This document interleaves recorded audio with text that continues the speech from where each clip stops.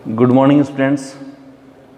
आज अपन 12वीं का अपना चैप्टर पढ़ने जा रहे हैं। 5वां चैप्टर है ड्राई फार्मिंग, शुष्क खेती। जैसा कि आप जानते हैं, अपन ने क्लास में बहुत बार ऑफलाइन चर्चा कर चुके हैं इस बात पे। अब अपन पढ़ने वाले हैं शुष्क खेती या ड्राई फार्मिंग। सबसे पहले यदि अपन बात करें कि शुष्क खेती या ड्राई फार्मिंग क्या है, यदि अपन परिभाषा की बात करें या अपन यूं करें, जैसा कि अपन जानते हैं कि भारतीय कृषि है उसको मानसून का जुआ कहा जाता है। इंडियन एग्रीकल्चर है वो गैम्बल ऑफ मानसून है, या भारतीय कृषि मानसून का जुआ है। यहाँ जितनी खेती की जाती है उसका लगभग 54% हिस्सा है वो शुष्क खेती में आता है, और लगभग 2/3 पशुधन भी शुष्क खेती में आता है। अब शुष्क खेती या ड्राई फार्मिंग है क्या? परिभाषा में यदि अपन चर्चा करें तो अपन ये कह सकते हैं कि ऐसे क्षेत्र जहाँ नमी पैदा करने वाले कारक या नमी बनाने वाले कारक, नमी कौन कौन से कारक बना सकते हैं? वर्षा नमी पैदा करती है, ओस नमी पैदा करती है, और बर्फ नमी पैदा करती है। नमी सोखने वाले, नमी को कम करने वाले कारक कौन कौन से हैं?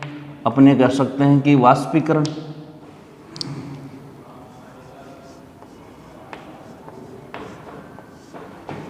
वाष्पोत्सर्जन,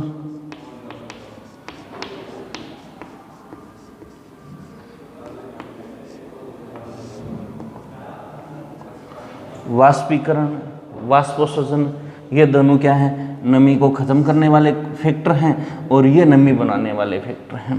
तो ऐसे क्षेत्र जहां नमी पैदा करने वाले कारकों से ज़्यादा नमी सोखने वाले कारक हों, वहां की जाने वाली खेती शुष्क खेती या वर्षा ऋतु कहलाती है। दूसरी भाषा में एक डेफिनेशन तो ये हो गई, सीधी सी परिभाषा की, जहां नमी पैदा करने वाले कारकों से ज़्यादा नमी सोखने वाले कारक ज़्यादा हों। दूसरी परिभाषा में अपन ये कह सकते हैं कि ऐसे क्षेत्र जहाँ वाष्पीकरण और वाष्पोत्सर्जन की दर वहाँ होने वाली प्रति वर्ष की वर्षा, ओस और बर्फ से कहीं ज़्यादा होती हो, की जाने वाली खेती शुष्क खेती या ड्राई फार्मिंग कहलाती है। दूसरा, according to encyclopaedia Britannica, encyclopaedia के अनुसार जहाँ खेती करने के लिए जल ही मुख्य समस्या हो, जहाँ खेती करने के लिए जल ही मुख्य समस्या हो, शुष्क खेती या ड्राई फार्मिंग उसको अपन कहेंगे। तो एनसाइक्लोपीडिया के अनुसार हो गया कि जहाँ खेती करने के लिए जल मुख्य समस्या हो। उसके बाद बच्चों अपनी एक होती है असिंचित खेती।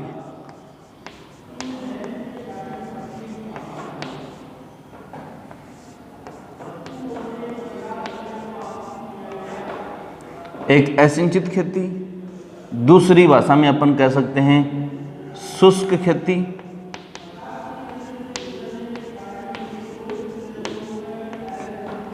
तीसरी भाषा में अपन कह सकते हैं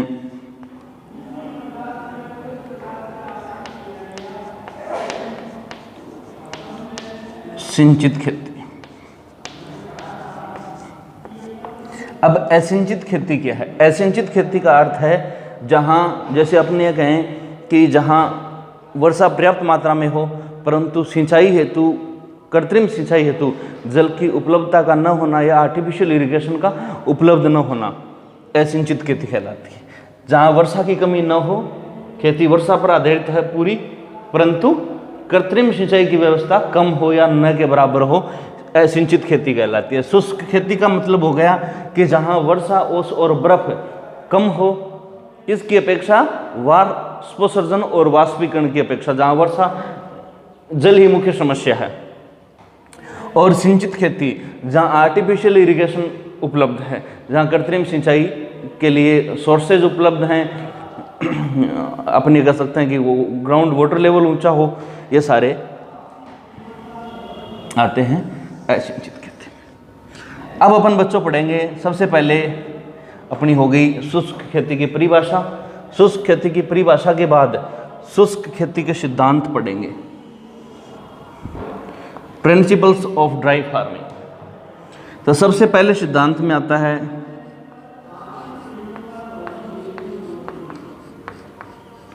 नमी संरक्षण का सिद्धांत।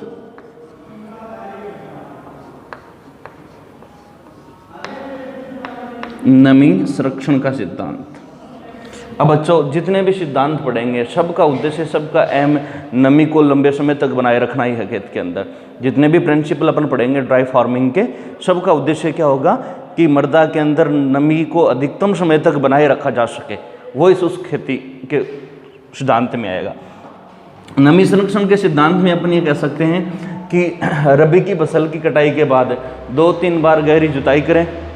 इसके साथ साथ तीन साल में कम से कम एक बार, कम से कम न्यूनतम की बात कर रहा हूँ मैं, 3 साल में कम से कम एक बार कार्बनिक खाद का उपयोग, कार्बनिक खाद के उपयोग में अपन कह सकते हैं कि गोबर की खाद है, वर्मी कंपोस्ट है या ग्रीन मैन्यूर है, जैविक खाद है, इन सब का अपन उपयोग करेंगे। 3 साल में एक बार है वो कार्बनिक खाद का खेतों में प्रयोग करना चाहिए, जिससे मृदा के गठन अच्छे होते हैं, मृदा की जल धारण करने की क्षमता बढ़ती है। तो नमी संरक्षण का सिद्धांत हो गया। नमी संरक्षण के सिद्धांत के अनुसार रबी की फसल की कटाई करने के बाद एक बार गहरी जुताई करें। गहरी जुताई जिसको अपन नमी को रोकना भी बोलते हैं, या जुताई के बाद खेत में पाटा चलाना होता है, ये सारे जो है नमी संरक्षण के सिद्धांत में आते हैं। दूसरा अपन ये कह सकते हैं कि मृदा की जल धारण क्षमता में वृद्धि करना।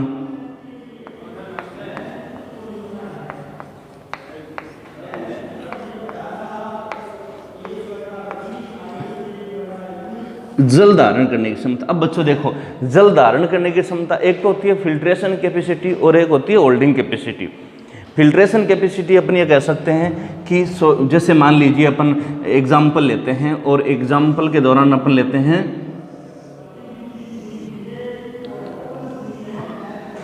अपन 3 बाल्टी ले लेते हैं बच्चों।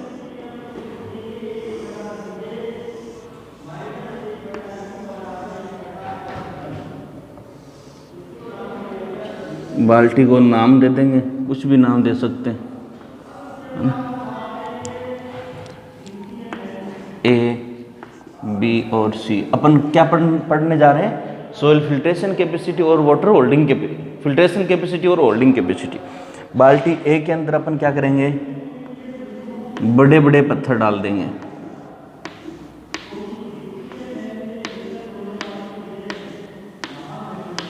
ऐसा ही अपन बी के अंदर भी करेंगे, बड़े बड़े पत्थर डाल देंगे।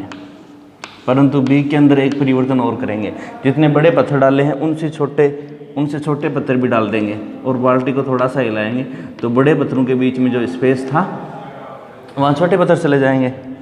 ऐसा अपन सी में भी करेंगे, बड़े बड़े पत्थर डाल देंगे।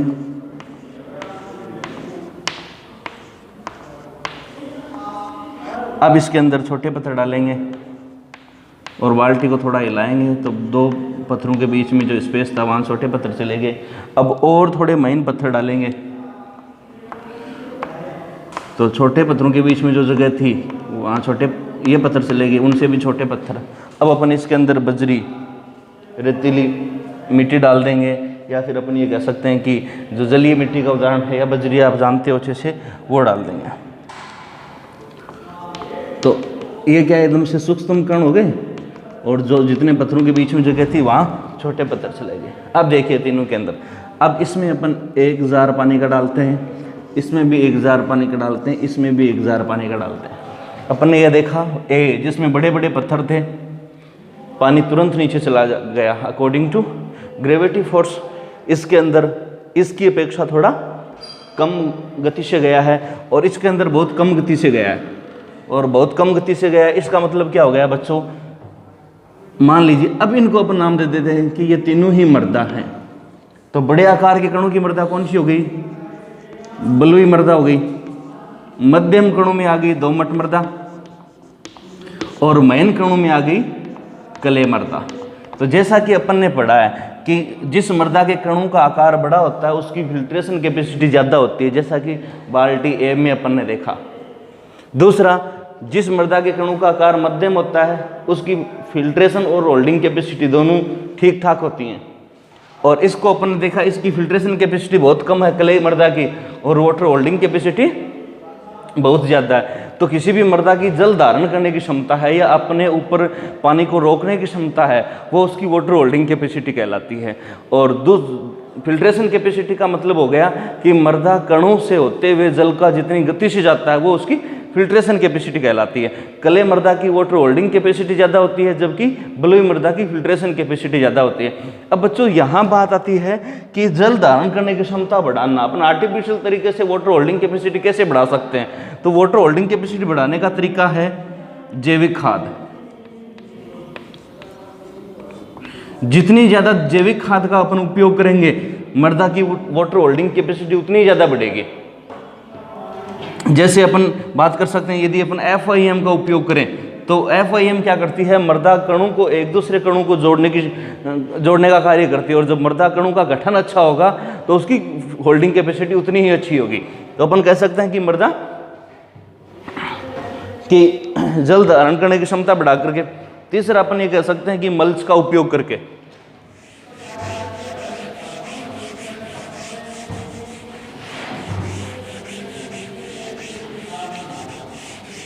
मल्चिंग या मल्च, मल्च को हिंदी में बोलते हैं बच्चों पलवार।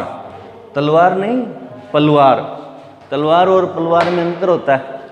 देखो मल्च फार्मिंग अपन कह सकते हैं नंबर 3 पर।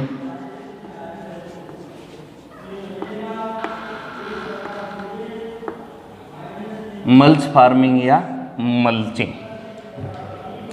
इसमें क्या करते हैं, जब खेत की तैयारी की जाती है उस समय खेत के अंदर अलग अलग मेड़ बना दी जाती हैं, स्ट्रिप्स बना दी जाती हैं। जैसे ये स्ट्रिप्स बना दी, जिस प्रकार की फसल होती है उतनी दूरी रख लेते हैं। सभी फसलों में ये पॉसिबल नहीं है, अपन चाहें कि गेहूं में ऐसा कर दें, पॉसिबल नहीं है। सब्जियों में, टमाटर में, मिर्च में ऐसा किया जा सकता है। अब क्या करेंगे बच्चों, इसके ऊपर पॉलीथीन बिछा देंगे।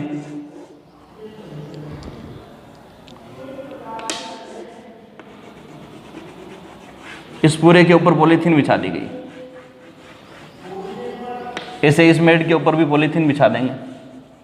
अब पॉलीथीन बिछाने के बाद फसल की जो बुआई करेंगे वो यहाँ इस पॉलीथीन के ऊपर छेद करके बुआई करेंगे। अब इससे क्या हो गया कि जल की बचत तो ऐसे हो गई कि केवल पौधे को ही पानी मिल रहा है। प्लांट टू प्लांट के बीच जो डिस्टेंस है उसमें व्यर्थ पानी जाता है, उस पर नियंत्रण हो रहा है। केवल पौधे के जड़ों को पानी मिल रहा है बूंद बूंद से। दूसरी बात, मृदा के ऊपर पॉलीथीन की परत होने से वाष्पीकरण रुकेगा। अभी अपन ने पढ़ा था कि वाष्पीकरण एक ऐसा कारक है जो मृदा की नमी को खत्म करता है, तो वाष्पीकरण रुक जाएगा। तो अपन ये कह सकते हैं कि मल्च का उपयोग करके। और चौथा है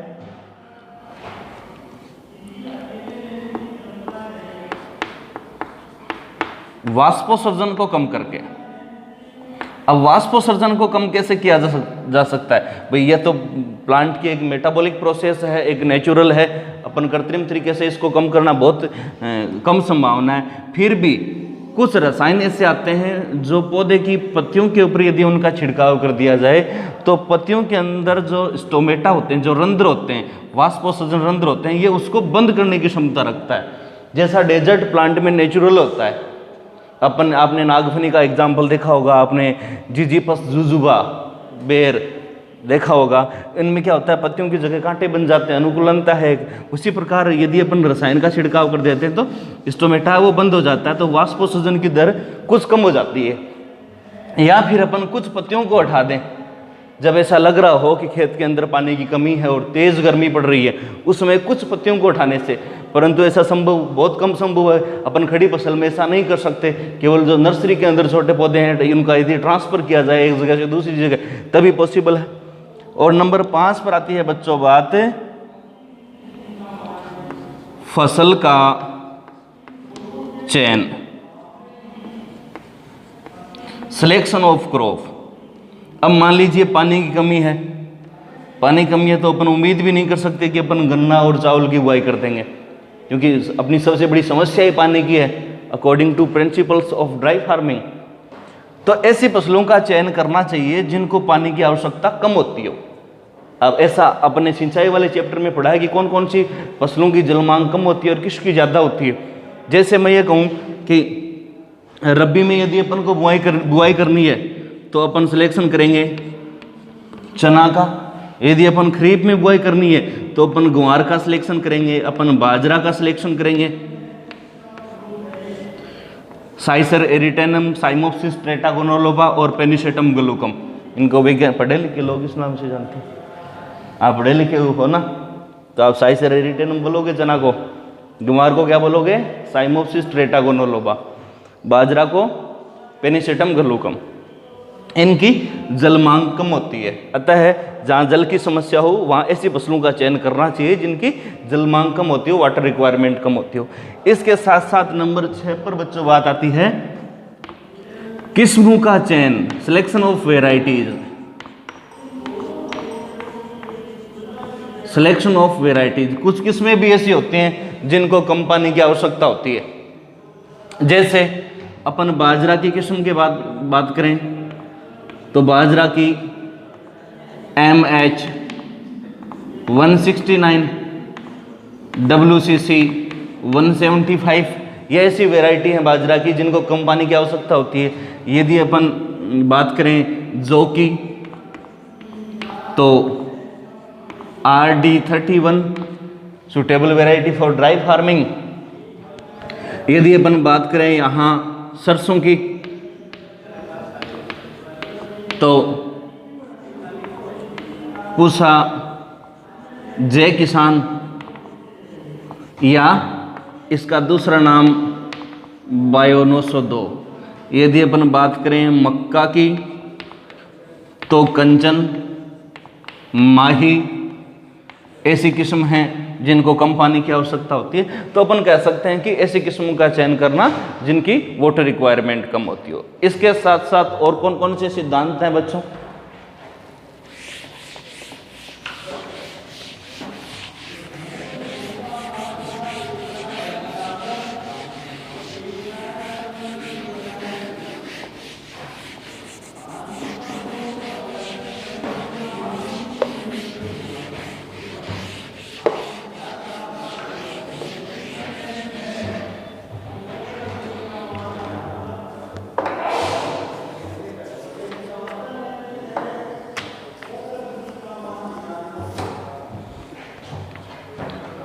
और अपन ये कह सकते हैं बुआई का समय,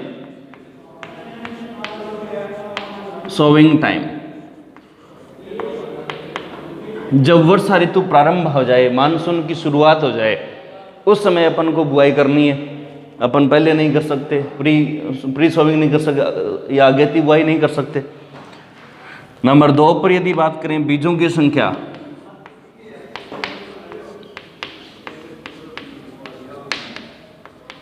बीजों की संख्या तो 10 से 15% बीजों की संख्या अधिक रखी जाती है। ड्राई फार्मिंग में हमेशा 10 से 15% बीजों की संख्या अधिक रखी जाती है। जैसे यदि आपसे क्वेश्चन पूछे कि गेहूं की बीज दर बताइए, तो साधारणतः गेहूं की बीज दर है वो 100 किलोग्राम प्रति हेक्टर होती है, परंतु ड्राई फार्मिंग के लिए 100 से 125 किलोग्राम प्रति हेक्टर होगी। 10 से 15% बीजों की संख्या अधिक लेते हैं। क्यों? अब कोई आपसे पूछ ले कि भाई क्यों अधिक क्यों लेते हैं? क्योंकि ड्राई फार्मिंग के दौरान सीड जर्मिनेशन कैपेसिटी कम हो जाती है या प्रतिशतता कम हो जाती है। सूखी मृदा के अंदर बीजों की अंकुरणता कम होती है, आता है बीजों की संख्या ज़्यादा काम मिलेंगे। नंबर बात करें पौधों की संख्या,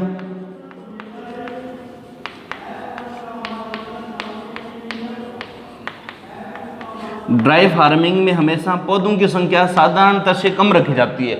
जैसे यदि अपन बात करें बाजरा की, तो बाजरा के खेत में 1 हेक्टर के अंदर पौधों की संख्या 1,66,000। बाजरा के खेत के अंदर पौधों की संख्या 1 हेक्टर में साधारणतः कितनी रखी जाती है? 1,66,666 रखी जाती है। परंतु यदि ड्राई फार्मिंग है तो अपन पौधों की संख्या कम रखेंगे, क्योंकि जल का नुकसान वाष्पोत्सर्जन से हो रहा है। यहाँ वाष्पीकरण से तो सीधा हो ही रहा है, उसका तो यहाँ उपाय नहीं है कोई, परंतु वाष्पोत्सर्जन अपन पौधों की संख्या को कम रख करके कर सकते हैं। तो ध्यान रहे, ड्राई फार्मिंग के लिए बीजों की संख्या हमेशा ज़्यादा रखी जाएगी, जबकि पौधों की संख्या हमेशा कम रखी जाएगी। नंबर 4 पर यदि अपन बात करें बीजोपचार,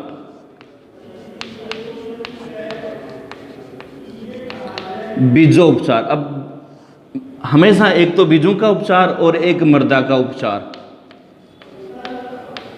इन दोनों चीजों पर अपन को ध्यान देना। जैसे अपन बात करें कि बाजरा की बुआई करनी है, तो सभी फसल के बीजों को बुआई से कम 10 घंटे पहले इनको भिगोना चाहिए पानी में, और पानी में भिगोकर बुआई करेंगे तो अंकुरण प्रतिशतता में वृद्धि होगी। दूसरा, बीजों को उपचारित करने के लिए कुछ कवकनाशी, जैसे अपन थायरम की बात करें, अपन केप्टान की बात करें, अपन कार्बोनिजियम की बात करें, तो ऐसे कवकनाशी से बीजों को उपचारित करके हमेशा बुआई करनी चाहिए। जैसे गेहूं को एजिटोबैक्टर से, दलहन की फसलें जितने भी होती हैं उनको राइजोबियम कल्चर से। अब वो ग्रुप अपन नेक्स्ट चैप्टर में पढ़ेंगे ड्राई उसमें ऑर्गेनिक फार्मिंग वाले में कि कौन सी फसल के लिए, जैसे बरसीम के लिए है वो राइजोबियम ट्राइफलाई का यूज होता है, रिजगा के लिए राइजोबियम मेलेलोटी समूह का उपयोग होता है। तो ये सारी चीज़ें अलग अलग रहेंगी।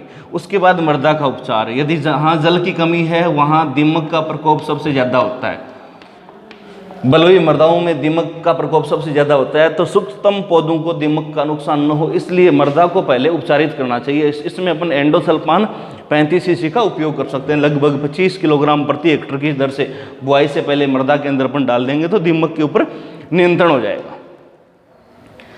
उम्मीद करता हूं कि पूरी बातें आपको अच्छी तरह से समझ में आएंगी। इसमें अपन ने क्या पढ़ा है, डेफिनेशन ऑफ ड्राई फार्मिंग और प्रिंसिपल्स ऑफ ड्राई फार्मिंग, और डेफिनेशन ऑफ अनइरिगेटेड कल्टीवेशन या असिंचित खेती, सिंचित खेती, शुष्क खेती और शुष्क खेती के सिद्धांत। नेक्स्ट वीडियो में अपन पढ़ेंगे मिश्रित खेती और मिश्रित खेती के सिद्धांत और उदाहरण। उम्मीद करता हूं आपको अच्छी तरह समझ में आया होगा। धन्यवाद। जय हिंद।